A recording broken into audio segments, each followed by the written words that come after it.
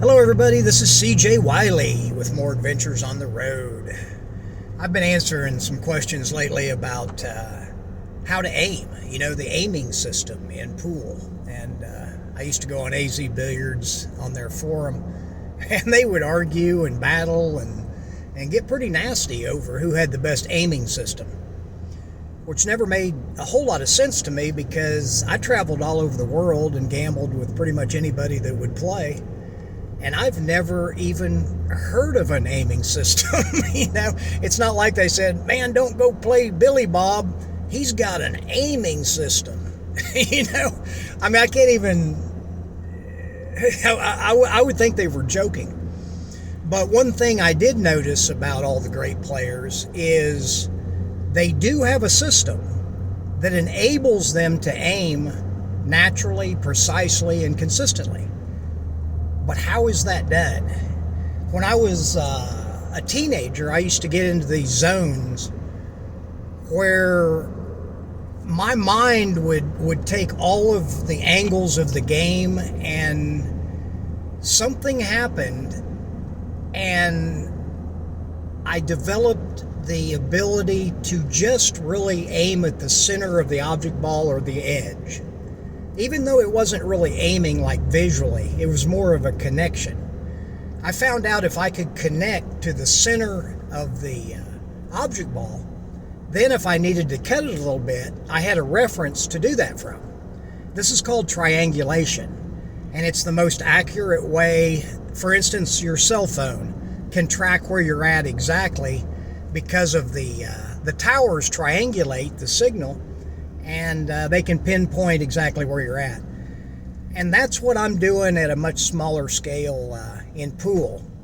And what I do differently than other people is I create the straight line that I will base my angle off of to begin with. Now, this isn't as easy as it sounds because the foundation of your game, your foundation of your body, which is your feet, must be in the right position to be able to do it because our human bodies aren't made to play pool. See, if our bodies were made to play pool and our minds, then there'd be no need for me teaching anybody because everybody could do it naturally. But that's not the case. As a matter of fact, a lot of the things that people are taught and have grown to believe, I don't think are accurate at all. But instead of taking it apart to teach it, I like to teach how it all comes together. And there again, if you're going to build any structure, you have to start with your feet. So what I did the last couple years was really figure out a way that I could teach how to aim, but not from an aiming system, but by teaching people to get their bodies and angles of their cue consistent every time. Because there's two different ways you can think about, there's probably more ways that you can think about it. But most people think about aiming as shooting a part of the cue ball, usually the center, or where they're aiming their tip at, to a contact point, or a ghost ball, they'll say. Ghost ball, I think, is just another name for imagination. I said in one of my videos many years ago that I'll start using a ghost system if I ever see a ghost because I'm not going to bet my money on something I can't see and quite frankly don't really believe in, even though there are invisible entities, but that's another story. So that's what most people are doing, and I would think you're probably in that category. You're trying to figure out an aiming point, either by using quarter balls, half balls, or contact points, or ghost balls. But whatever the case may be, you're using one line. They call it a shot line, a straight line. And like I said, I have two of those lines, but the only way that you can utilize what I'm doing, again, is to get the feet in the proper position.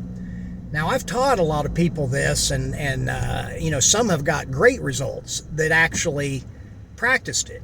Now, anything that I say isn't a magic bullet. You're actually going to have to put some practice in. Now, what I'm going to tell you about and what I've designed, I would say takes anywhere from 8 to 12 hours to get a significant difference. And I would break it up like 20 minutes a day for 3 weeks or something like that. You know, you don't have to do a lot, but you do have to do it consistently so that your mind also is involved. Because the more you do this and the more you really try to experiment to get the right exact grip position, the right exact elbow position, all these things I can show you. But again, it's not going to be quite natural to your body, so it does take some work. But so did riding a bicycle. I remember the first time I rode a bicycle, I couldn't ride it more than 6 or 7 feet. My mother got somebody, a neighbor down the block to stand, you know, probably 10 feet from her, and they let me ride the bicycle back and forth between them, and they created more and more distance until I could ride probably 20 feet. And I remember what a thrill it was that day to really get up and just ride for that short amount of time. Of course, now I don't think about it. And that's like aiming too. When I show you how to do this and you start practicing to develop it, it's going to be riding that bike for the first time. It's going to be a lot of fun, and then after a while it becomes natural and you don't even think about it anymore. So what I created was I call it a super stance mat and a super stroke trainer.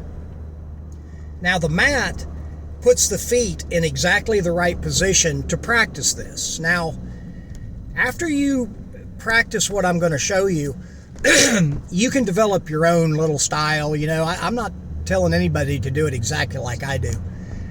The closest player that does it exactly like I do, or I do it like he, I guess I'm older, so he does it like I do, is Sky Woodward. I think Sky Woodward's got the best, simplest, most effective fundamentals of just about anybody.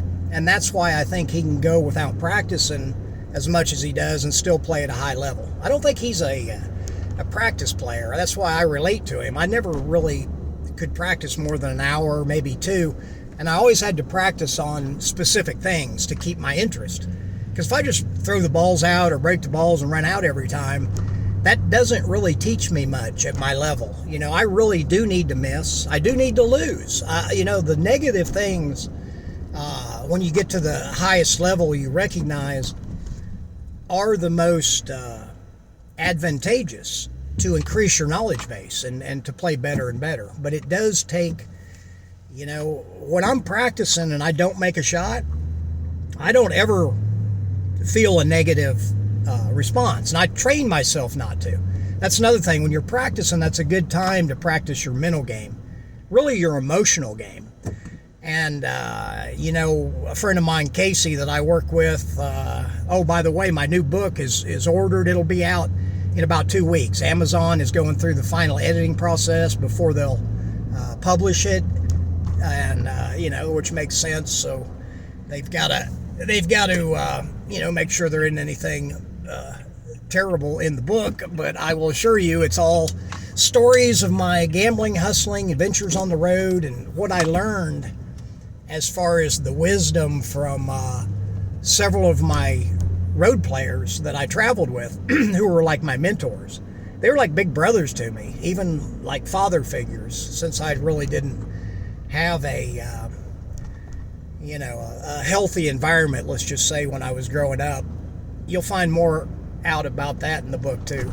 I'm going to tell things in this book that only my closest circle of friends would know, and some of them don't know, because, you know, I just don't really dwell on talking about anything that makes me feel like a victim or you know, I think that's the worst thing you can possibly do, is to be a victim. You know, when I hear people talk about the bad rolls they got and how they would have won, but the other guy got lucky and you know, and blah blah blah. See, they're acting like a victim, and that's weak.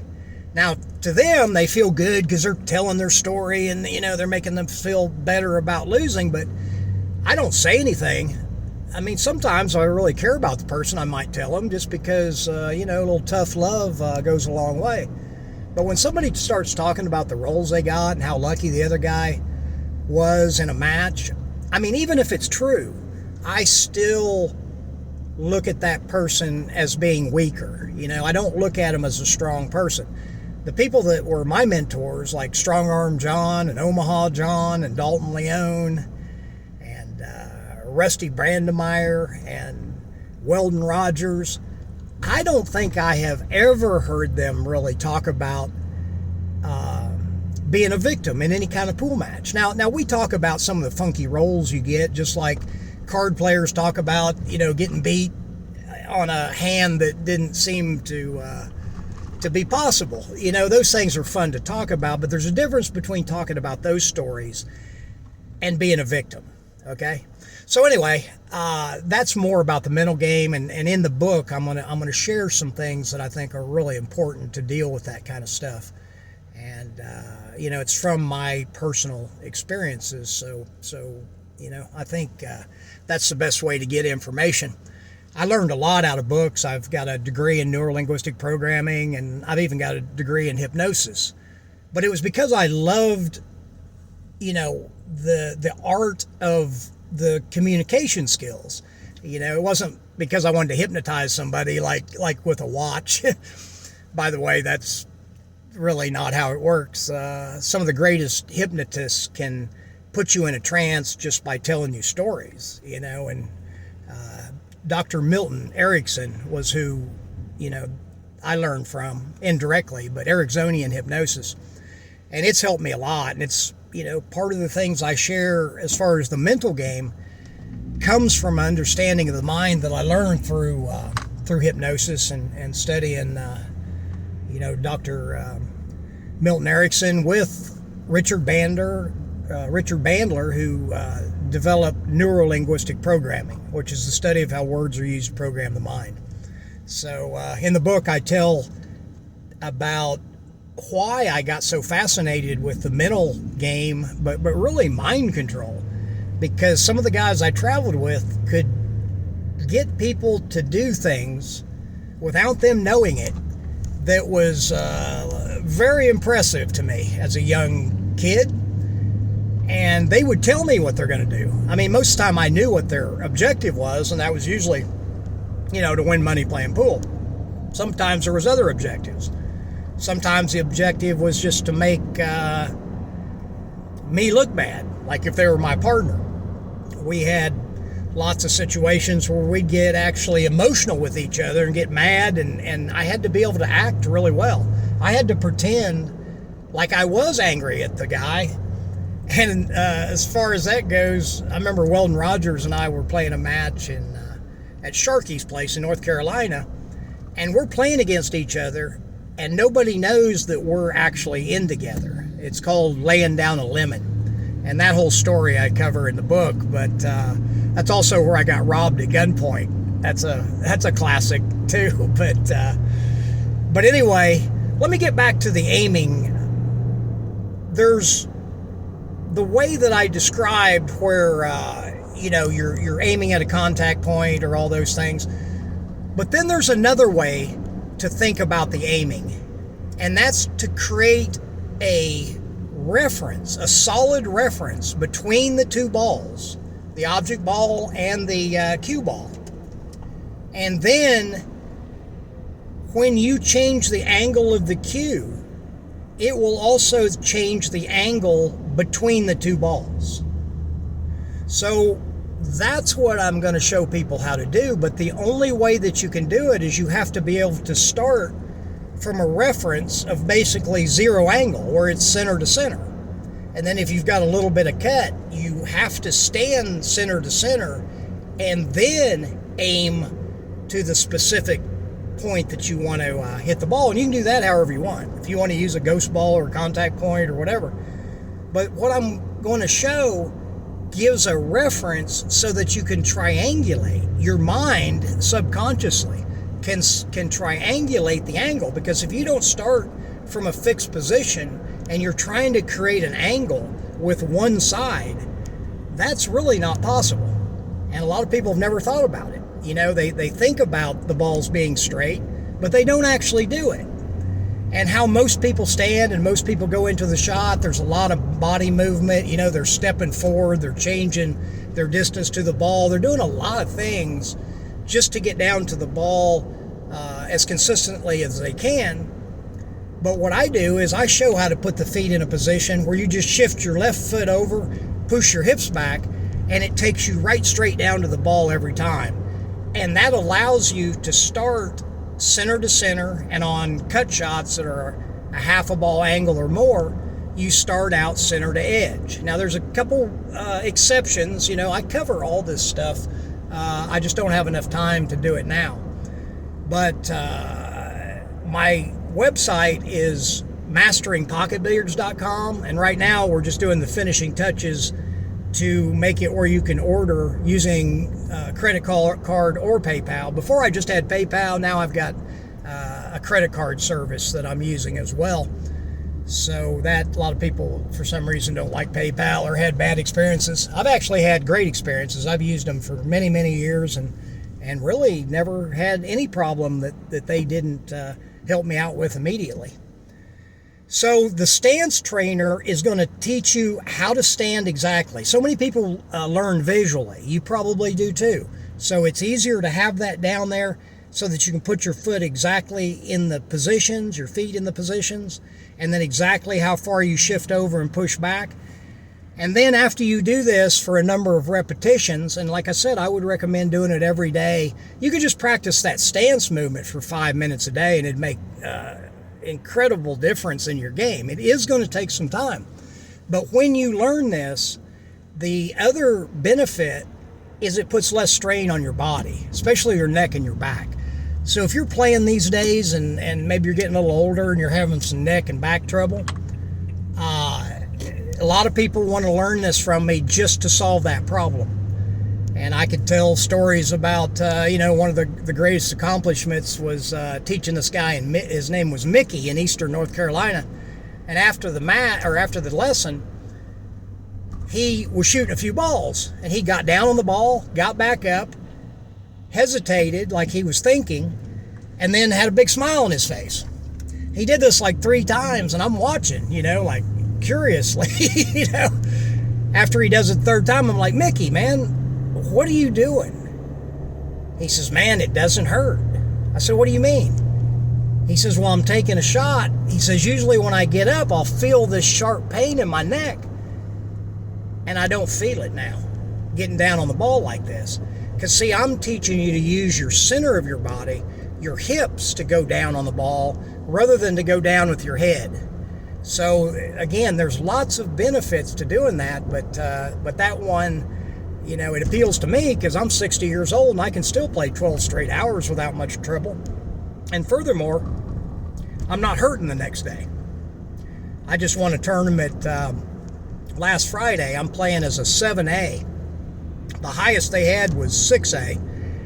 And I won the tournament the week before, 2 weeks before, and they made me a 7A, and I won the tournament, which is really hard because I got to go to 7. A lot of players are going to 2 and 3 and 4 that actually can run a rack. So it keeps me focused. But the main thing physically is the next day, after being there about 9 hours and playing quite a few matches, I didn't really have any pain. I was just naturally a little bit stiff, and I just do some stretching and I'm back to okay. So anyway, the other stroke trainer, I'm going to describe that more. And as a matter of fact, I've got several video clips that I'm going to share. Because when you buy this package that I'm going to offer with the stroke trainer and that stance mat, and again, they work together. The stroke trainer basically is a resistance band that's at the perfect tension to put it on your hands, and then when you draw the cue back and let it release, that rubber band will help you bring it right back where it was.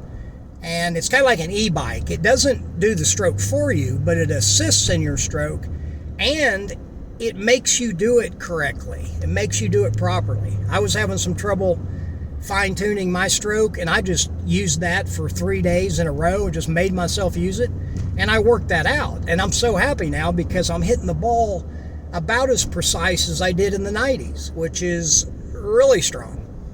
You know, like, you can't really judge how well, you know, some of the top players executed their shot making. You know, you would see it in matches, but there was a game that Kim Davenport came up with called Target Pool that really did test that, because it had a beginner, intermediate, and advanced section in this little book, and it showed a lot of different shots.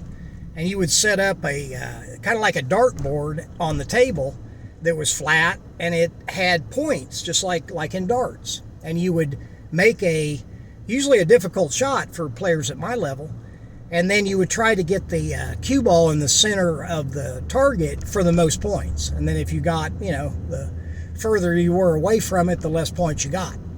So he had a tournament in Las Vegas at the Riviera. We were playing on the top floor in the penthouse, and he had a target pool tournament for everybody that was in the tournament. It was a major tournament. Efren was there, Earl, Buddy Hall, Nick Varner, Sigel, Tony Ellen, Johnny Archer, on and on. And he put up $3,500 first prize, and it was winner take all. So I didn't do any savers or anything. I just got in the tournament, and I ended up fortunate enough to win it. But to win that tournament, people started to see how accurate I actually was off the end rail. Because what I'm teaching, how to aim, or really how to align so the aiming is natural, it really shows up on long shots off the end rail. That is my specialty. And, you know, it could have been a fluke that I won that tournament. But he had another one like a month or two later in Gloucester, Massachusetts. This time, he let everybody that was in the tournament in for free, $2,500 first place, winner take all. I played in that tournament. We went through the whole session, and I won that one as well. Now, it's just a fact, you know, I'm not bragging. I'm just saying that I'm 100% now willing to share my secrets so that you can enjoy that type of accuracy yourself. See, I'm not in the mode anymore to you know, beat everybody. I don't want to hoard this information. I want to share it. And one of the greatest things that I can have happen is for someone to contact me and tell me how much I helped their game. And a lot of times they'll say that it helped their life as well. Because if you're playing a lot better pool, you're probably thinking better, you're more logical, you're dealing with you know, angles, geometry, physics, you're stimulating your mind, and when you go down on the ball correctly, you're stimulating your body in a positive way. And especially when you get up in years, it's the greatest thing to do, like when you're you know, past 50, you know. And I think I'm going to play still my best pool in the next 5 years, because as a martial artist, one of the things that really enticed me to get in and study and train as hard as I did was, from the research I did, the average high-level martial artist reaches their prime when they're 65. Well, that's when most other people are retiring and their bodies are falling apart, but that's when a martial artist is in their prime. So that's another thing I'd highly encourage, that, you know, to do physical training every day. And you know what? Pool's fine. You know, if you play pool 3 or 4 hours a day, I think that's it's great exercise, you know. And again, it's better when you move your neck back and forth like this rather than any kind of twisting. And the way that I show it, that's exactly how it works. It's very natural once you learn it. It's just not it's not easy, you know. But if you want something easy, I'm probably not the source to get it, because I've never had anything worthwhile that was easy. So anyway, look for my trainers to be up by the end of this week, Monday at the latest. This is at masteringpocketbilliards.com. You can also join that private site, and you get over 17 hours of my techniques, systems, and fundamentals that I used to become the ESPN World Champion and voted one of the top 3 money players of the 20th century. Anyway, till next time, I hope to talk with you soon.